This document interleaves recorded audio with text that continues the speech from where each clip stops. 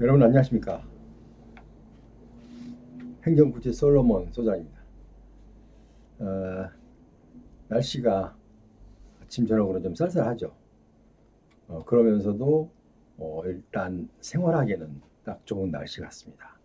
그러니까 여러분도 더 힘을 내셔서 이 날씨도 요새 좋고 하니까 우리 생활에 알맞는 날씨가 되어서 좀 활기찬 또 희망찬 뭔가를 좀 이루어가는 좋은 계절이 되었으면 좋겠습니다.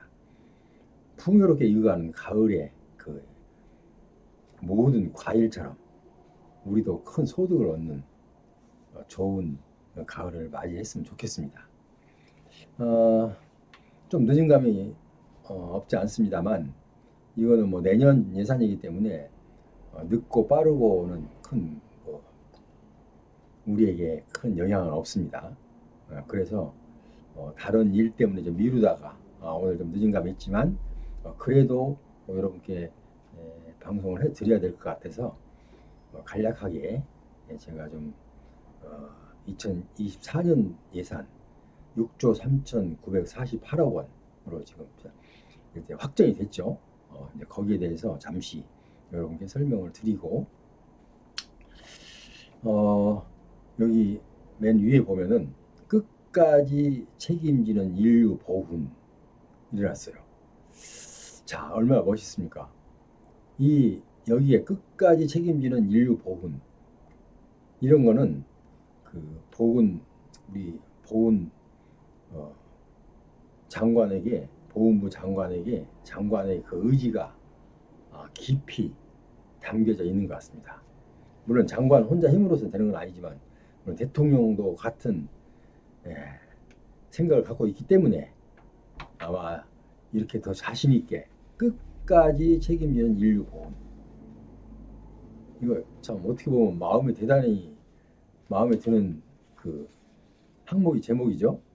끝까지 책임지는 인류 보훈. 인류 보훈이라는 것은 어떻게 보면 그 기준이라는 게 애매하지만 일반인보다 훨씬 부족한 부분이 아닌 그래도 그 사람들과의 일반인과의 어느 정도의 형평을 맞출 수 있는 그런 정도를 인류 보훈이라고 표현을 한 것 같습니다. 정확한 답은 아니에요.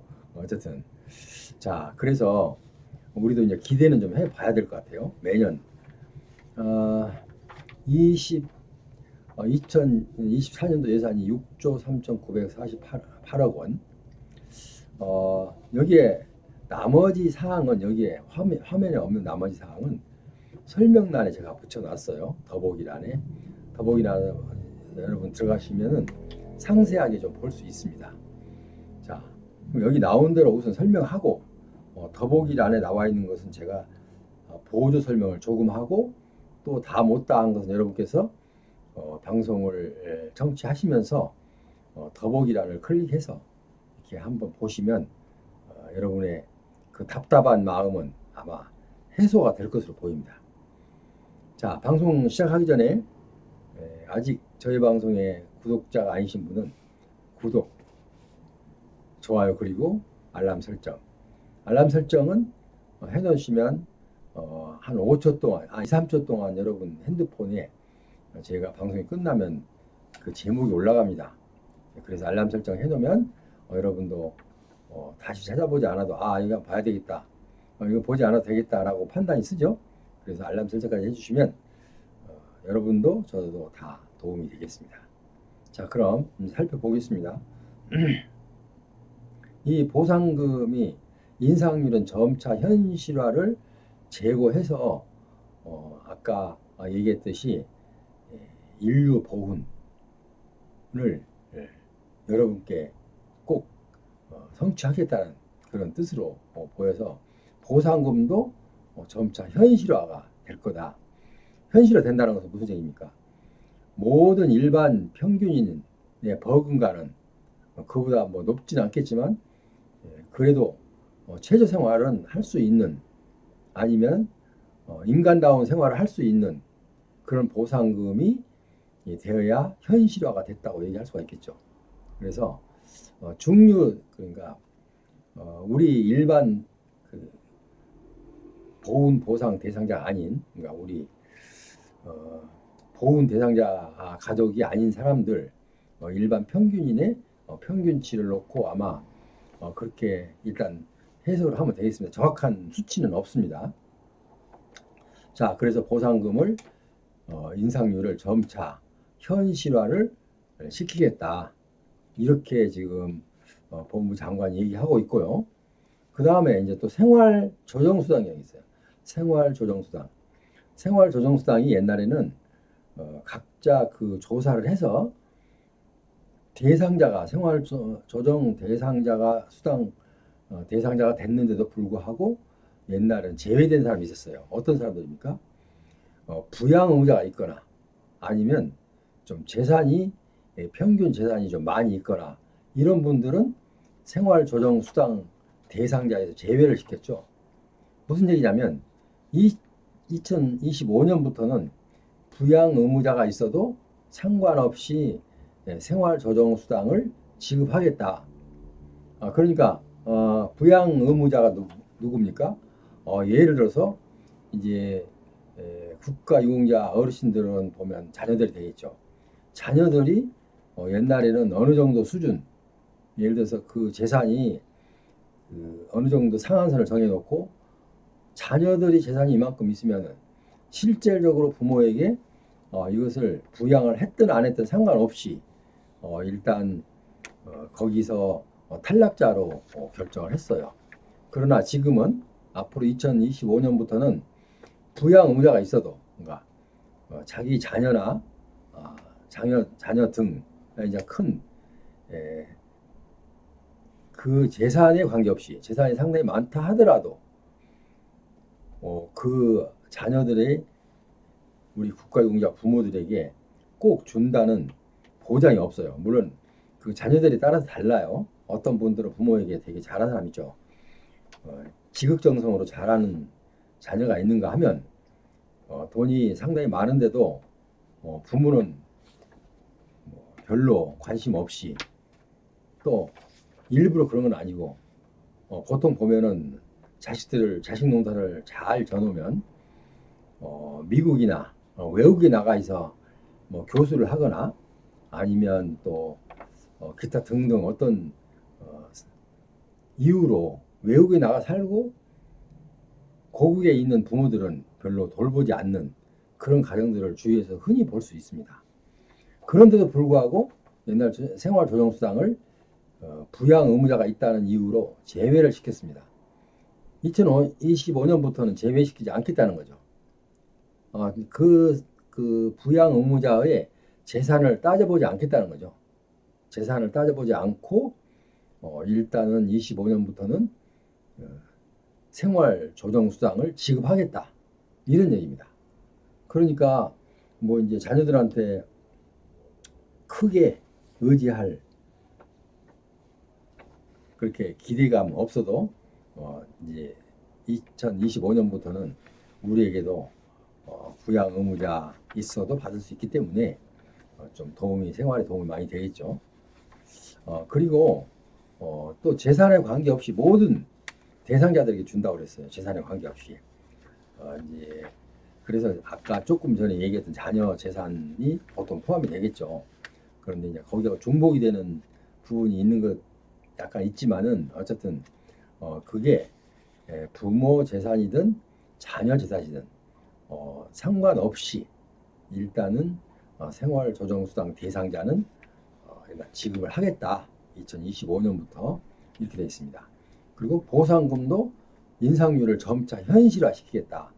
현실화시킨다는 것은 우리가 보통 평균인의 기준을 놓고 얘기하는 거죠. 무슨 일이든지 이런 통계에서 볼 때는 일반 평균인을 놓고 거기다 잣대를 대고 항상 평가를 하고 예우를 합니다. 그렇게 이해를 하시면 되겠습니다.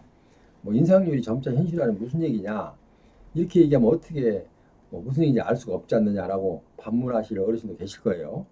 그러니까 일반적으로 우리 그 보상금도 우리가 생활하는데 턱없이 부족하게 이렇게 드리지는 않겠다는 거죠. 최저 생활할 정도는 일단 드리겠다, 여기까지 올려드리겠다, 이런 뜻으로 해석하면 되겠습니다.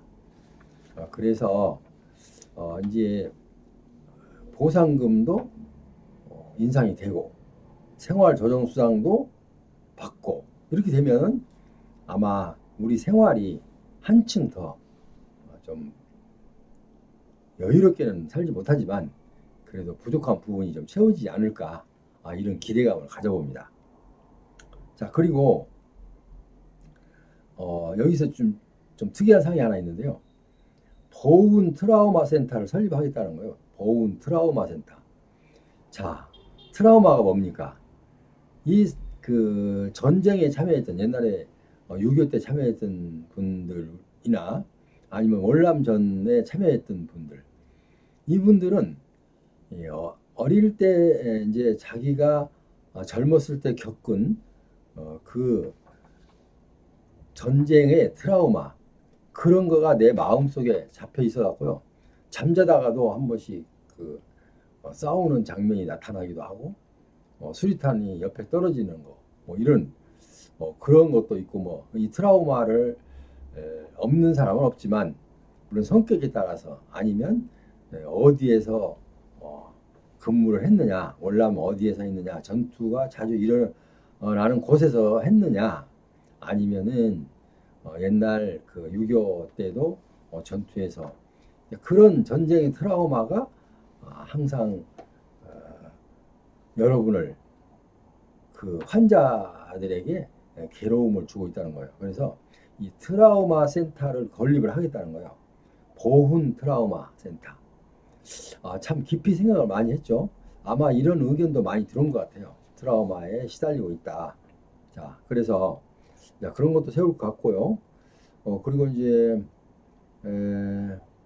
어쨌든 여기 보면 제복의 영웅들, 제복을 입은 영웅들, 어쨌든 우리 국가 유공자들에게는 끝까지 책임을 지는 인류 보훈을 드리겠다. 그러니까 어느 정도의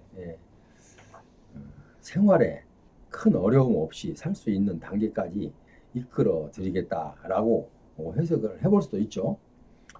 그래서 참 희망을 가져봐야 되는데, 물론 이제 앞으로 이제 변수는 여러 가지가 있겠죠.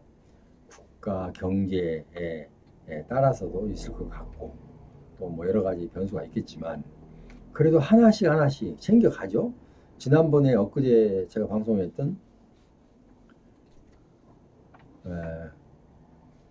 교통부 장관하고 협의했던 것도, 왜 그분들이 협의했던 것도 일단 지방자치단체나 아니면은 일반 그 교통부와 관련된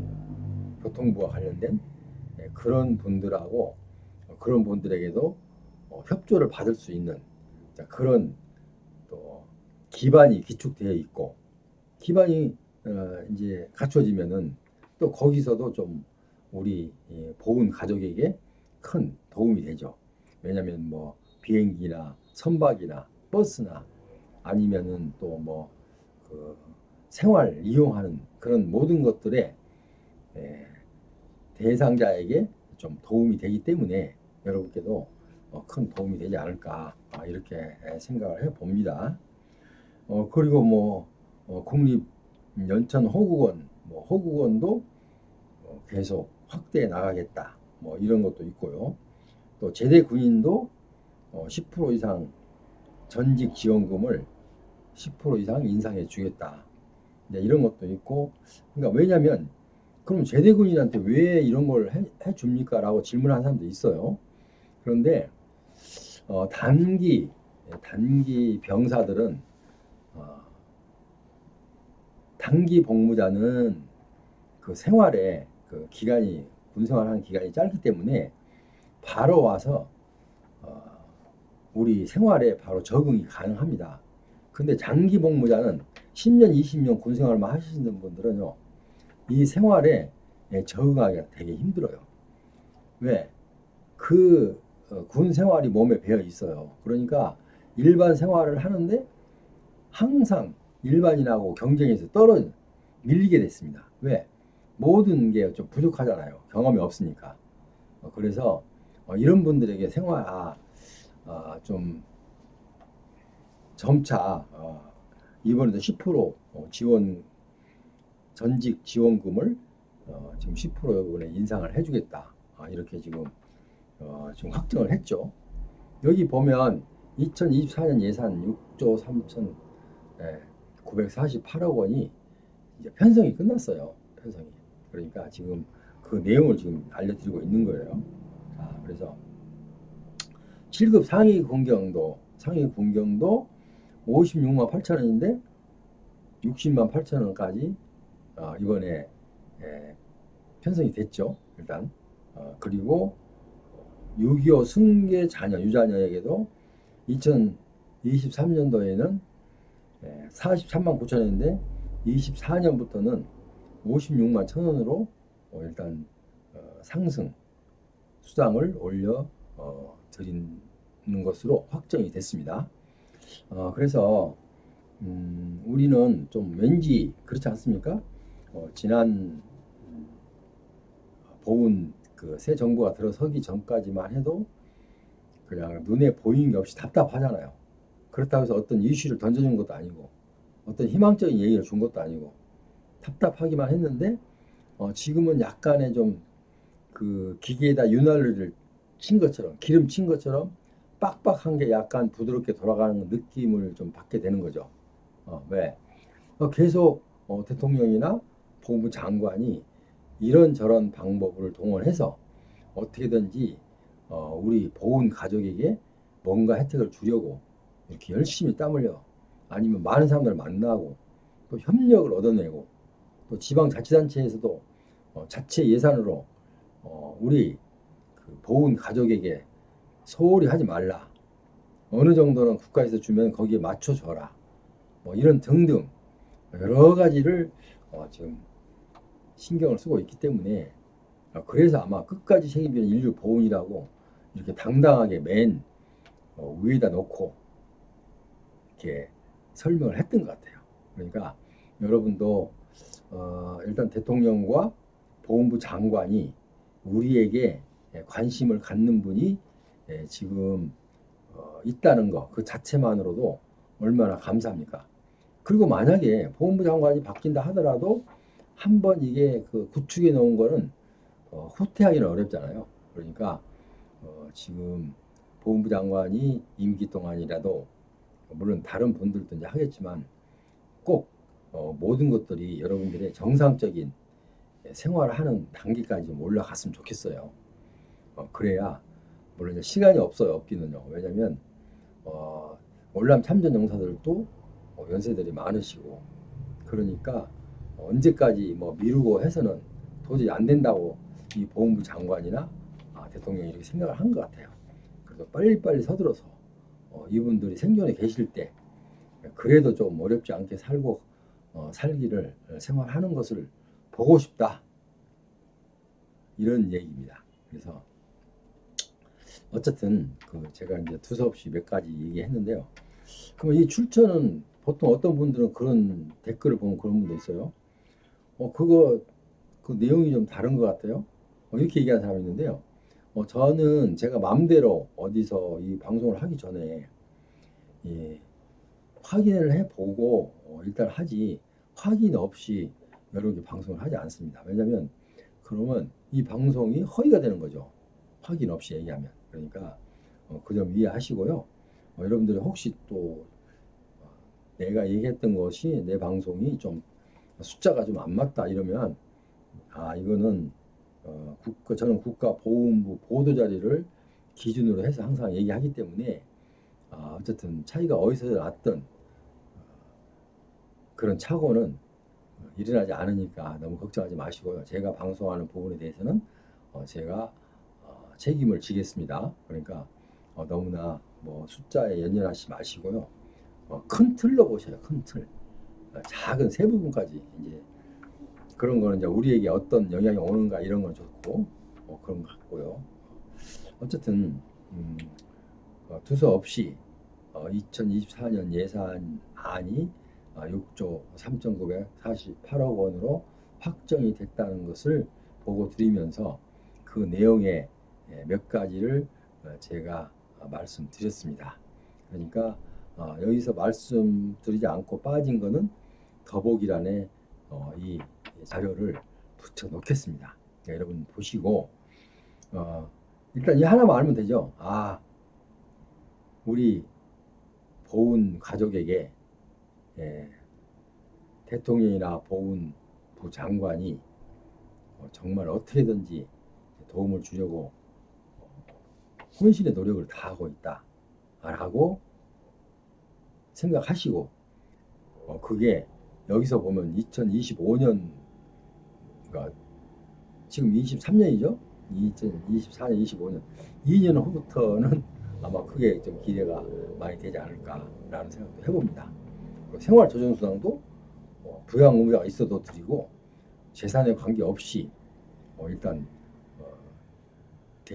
모든 대상자에게 다 지급하겠다 이렇게 지금 또 예산 편성하면서 보훈부 장관이 일단 말했어요. 그러니까 우리도 점차